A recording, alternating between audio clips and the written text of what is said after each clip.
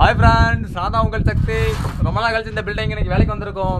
வந்த இடத்துல பார்த்தா ஒரே கம்பு கட்டையுமா செங்கலுமா கிடக்கு, ஆணி வேற கிடக்கு. யாருவே சென்றீங்க? யோ நீயாவே சென்றீங்க. சீக்கிரத்தில் பால் கலப்பி வைக்கணும், சீக்கிரம் பூசி தாங்கன்னு சொல்லி கேட்டால் ஒரு வேளை ஒழுங்காக பார்க்குறது. அப்போலாம் கம்பு கட்டையுமா ஆணியுமா கிடக்கு. நான் வாளியை போய் நடந்து வந்துடுவேன். திடீர்னு ஏதாவது சின்ன பசங்க ஏதாவது வந்தாங்கன்னா காலில் குத்துறதுக்கா ஒழுங்காக இடத்த வந்து நீட்டாக க்ளீன் பண்ணிட்டு போங்க. சரியா? சென்றிருக்கிறோம் தானே? ஒழுங்கா ஆணி அடிச்சுமா ஓரம் வச்சமான் இருக்கணும். அது ஆணி அந்த இருந்தாலும் பருத்தி போட்டு போறது.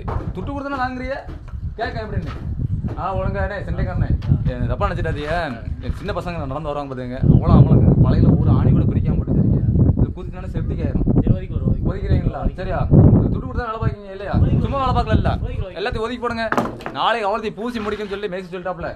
சீக்கிரம் பால் கை கண்டிருக்கு. சீக்கிரம் வேலையை முடிங்க. நம்ம வந்து எல்லாத்தையும் சொல்லிட்டு இருக்க முடியாது ஃப்ரெண்ட்ஸ். நீங்களா வந்து உங்க வேலையை நீங்களே பாருங்க.